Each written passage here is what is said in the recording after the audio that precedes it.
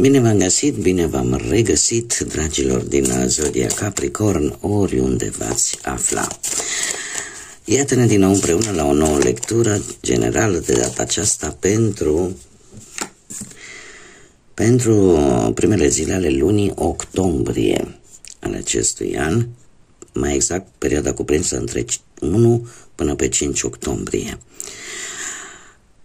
Așa că, dragilor, toți cei care aveți soarele, luna, Venus, ascendentul sau oricare alt aspect astral important pentru voi din harta voastră natală și care are legătură cu Zodia Capricorn, această lectură este de asemenea și pentru voi. Ca de fiecare dată, nu uitați, voi vă construiți viitorul în urma deciziilor, alegerilor pe care voi le faceți. Este o lectură totuși generală, așa că vă rog să luați decât acele mesaje care vor rezona cu voi. Restul lăsați-le să zboare în univers, pentru că sigur sunt pentru alte energii care într-o mai mică sau mai mare măsură au legătură cu Zodia Capricorn.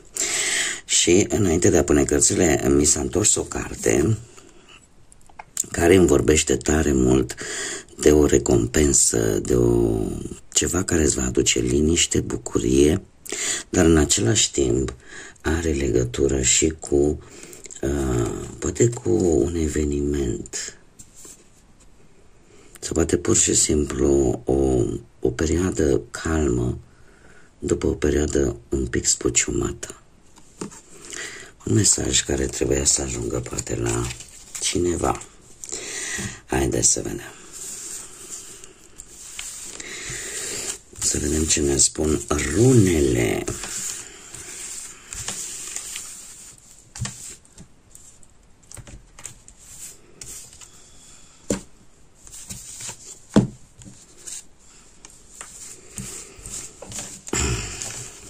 Vedem așa situația un pic actuală.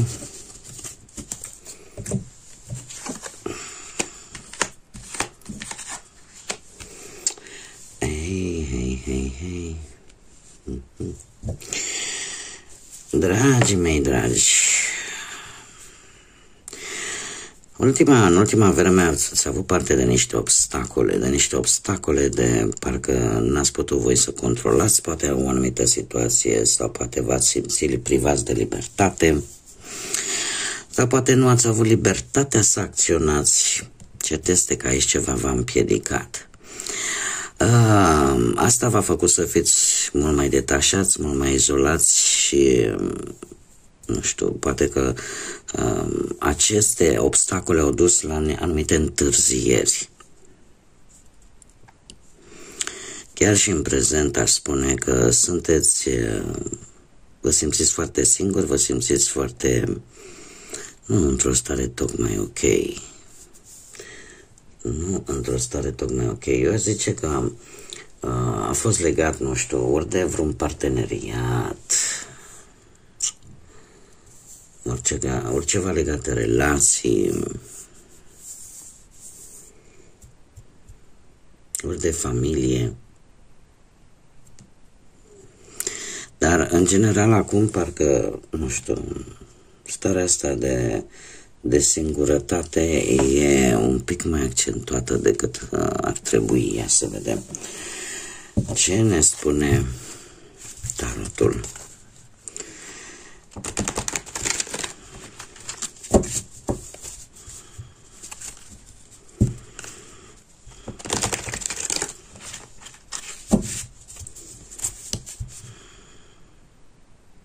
Voi v-ați detașat de ceva, dar nu știu dacă asta a fost ce ați vrut voi, sau ceva s-a detașat de voi.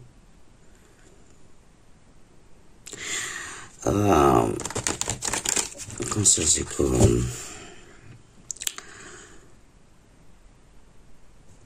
ceva ori a ieșit din viața voastră, s-a îndepărtat.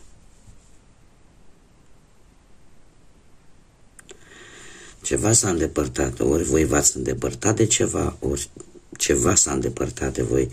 Și de aici apare această stare de... Sau poate ați pierdut pe cineva, dragilor. Deci e o energie foarte, foarte... cum să spun eu... Nu știu dacă neapărat negativă, dar tristă.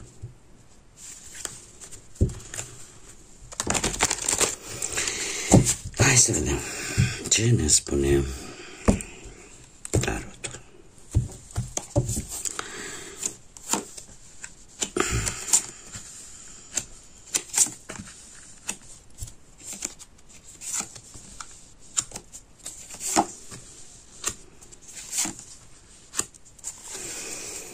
Dragii mei dragi, viața voastră în general aici cu magicianul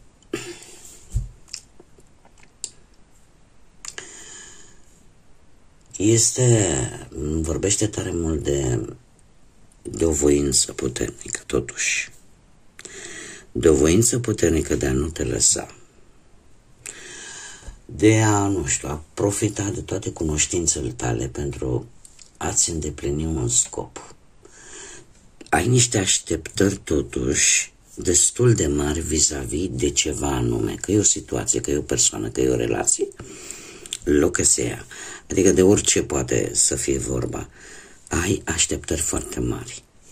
Că voi, ca și zodie, ca și energie, voi sunteți destul de isteți și aveți acea capacitate de a aștepta. De a aștepta destul de mult timp pentru a câștiga ceva. Mă face să mă gândesc că e ca asul de mânecă, știi? Când iese la suprafață, atunci când credeai că totul este pierdut. Magicianul practic despre asta ne vorbește.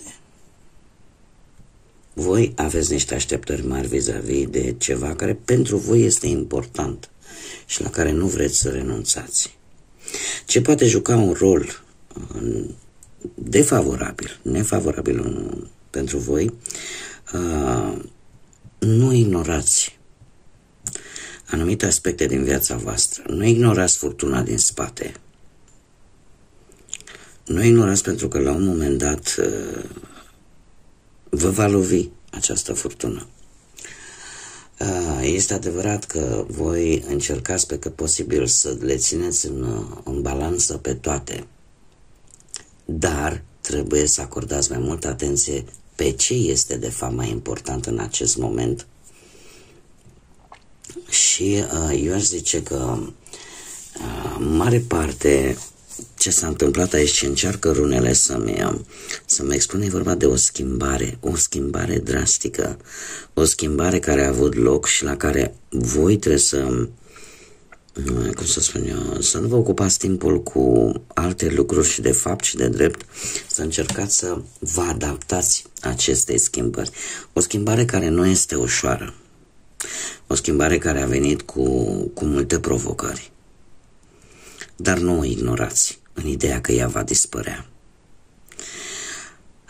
Octombrie, nu știu dacă voi ați, mulți dintre voi poate sigur ați văzut și lecturile pe octombrie, dar din punct de vedere astrologic, octombrie vine cu, cum să spun eu,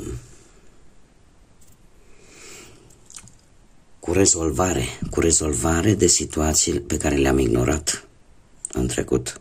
Ele cumva reapar și reapar pentru a fi rezolvate, pentru a nu mai fi amânate. Deci, ce poate juca un rol un pic negativ pentru voi sau poate juca într-o manieră contra voastră, este tocmai această idee. Nu vă înșirați în 20.000 de locuri, că le faceți pe toate, luați-le pe rând. Axați-vă pe ce este cel mai important și nu întoarceți spatele acelor situații care nu vă plac, acelor situații cu care posibil să mai vă fi lovit. Încercați să le rezolvați odată pentru totdeauna, ca ele într-un fel sau altul să dispară din viața voastră, să-și găsească răspunsul. Și eu aș spune că nu trebuie să o faceți în aceste 5 zile de început de octombrie, pe parcursul lui octombrie. Da? Asta cel puțin din punct de vedere astrologic. Ce este în favoarea voastră, dragilor? Aveți arcanul vostru, care îmi spune că în favoarea voastră este oarecum pasiunea cu care faceți lucrurile. Pasiunea cu care faceți lucrurile și sunteți în faza în care, cum am mai spus, aveți această capacitate să așteptați mult timp chiar pentru a câștiga ceva. Munciți, vă dedicați acelui lucru și eu aș spune că cel mai important aspect ar fi că aveți mereu câte un plan ascuns, ca să zic așa, în așa fel că lucrurile să iasă în favoarea voastră. Acum se pare că e momentul în care acest planul B, ca să zicem așa, care să-ți asigure ție reușita, te va ajuta. Da? Te va ajuta. Păi știți foarte bine că e foarte greu să obții ceva ușor, fără muncă, fără să te zbați. Pe plan sentimental, mie mi-apare aici asumarea unor riscuri sau încercați oarecum să vă țineți de o anumită promisiune vis-a-vis de poate de perechea voastră, mai ales pentru cei care sunteți deja într-o relație. Tind să cred totuși că unii dintre voi sunteți într-o relație nu de foarte multă vreme sau poate nu sunteți sau trăiți o experiență, chiar dacă sunteți într-o relație de mai multă vreme, dar trăiți o experiență nouă. Nu știu, ori că tocmai ce ați făcut cununia civilă, ori că, domne, ne-am hotărât, trăim împreună, ne mutăm împreună și o nouă experiență. Da? Adică poate să fie orice legat de acest lucru. Cei singurei, se pare că încă nu sunteți voi, încă mai vreți să copilăriți, ca să zic așa, nu sunteți voi pregătiți de compromisuri de-astea serioase, de nuntă, de cununie, încă nu, încă mai vreți să zburdați, ca să zic așa, să vă bucurați de viață. Pe partea muncii avem, nu știu, Zodia Rac, dacă vă spune ceva, destul de multe arcane majore, dragilor, destul de multe arcane majore, așa că lucruri importante care vor avea loc pentru voi chiar de la începutul lui octombrie. Pe partea muncii aș spune că într-adevăr apare o schimbare de loc posibil, voință foarte puternică, hotărâre, dar în același timp poate apărea și o veste total neașteptată și într-o manieră foarte rapidă în această perioadă. Eu aș spune că ori puteți afla că cineva are ceva împotriva voastră și să ziceți, deci de aici este problema, dar voi veți fi foarte hotărâți. Voi veți fi foarte hotărâți și croiți, ca să zic așa, mai ales cei care aveți și vreun ascendent, poate în Zodia Rac, de a nu vă lăsa, de a lua viața în propriile mâini și de a merge înainte, mai ales pe planul ăsta profesional.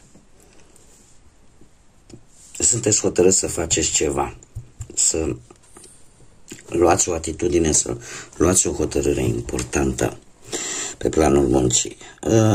În ceea ce privește bănuții, dragilor, la voi bănuții vin și nu m-ar mira de ce să nu vină. Avem Împărăteasa, Zodia Taur, pentru cei care poate rezonați, poate aveți un ascendent în Taur sau pur și simplu rezonați cu zodia asta.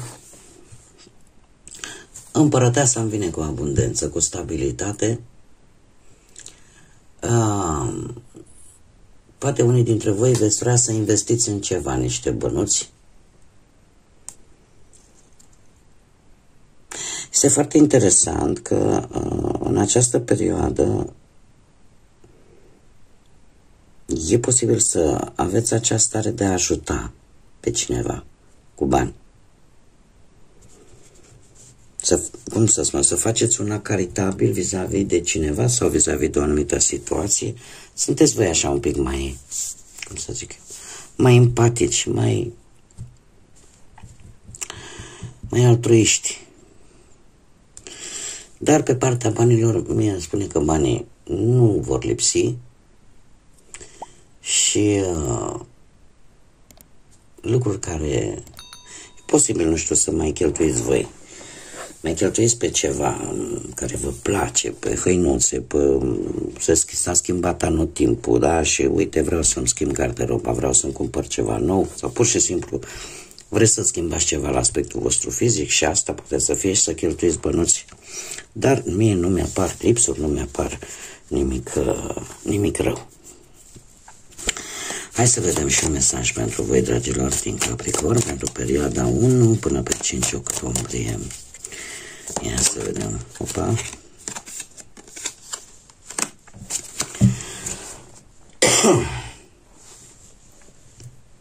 Da. Dragilor, mesajul pentru voi este: trage perdelele, închideți ochii și pur și simplu dormi. Da, cam așa scrie aici. De fapt este un îndemn de a cumva coborî un pic ritmul. Voi sunteți foarte muncitori și lucrul ăsta la un moment dat te seacă de energie. Este o perioadă în care ar trebui să o lăsați un pic mai ușor, să încercați să vă odihniți pe cât se poate și în timpul ăla pe care îl aveți liber să încercați să vă odihniți, pentru că nu, fiecare avem, la fel ca o baterie, atunci când dă semne că nu mai poate, trebuie băgată la încărcat. Nu? Așa și cu voi, dragilor. Este această primă perioadă din octombrie, cât se poate încercați să vă odihniți cât mai mult, încercați să vă recuperați energia ca să aveți forță să mergeți înainte. Și asta probabil că este un lucru important în aceste zile de octombrie, în aceste prime zile de octombrie. Bun, dragilor, cam atât am avut pentru voi. Eu vă mulțumesc ca de obicei pentru prezență, mulțumesc tuturor pentru like-uri, comentarii, distribuiri. Sunteți minunați și în continuare am nevoie de acest sprijin al vostru. Cum de-al minteri, le urez bun venit celor recent abonați pe acest canal. Invit pe toți ceilalți care încă nu s-au abonat, dacă v-a plăcut, dacă vă plac acest gen de lecturi, nu ezitați, abonați-vă, este gratuit. Cum de asemenea, eu vă doresc ca acest început de octombrie să vină cu ce vă doriți voi mai mult. Cei care se regăsesc cu ceea ce am spus eu aici, încercați să odihniți-vă, faceți-vă timp pentru voi, să vă reîncărcați bateriile.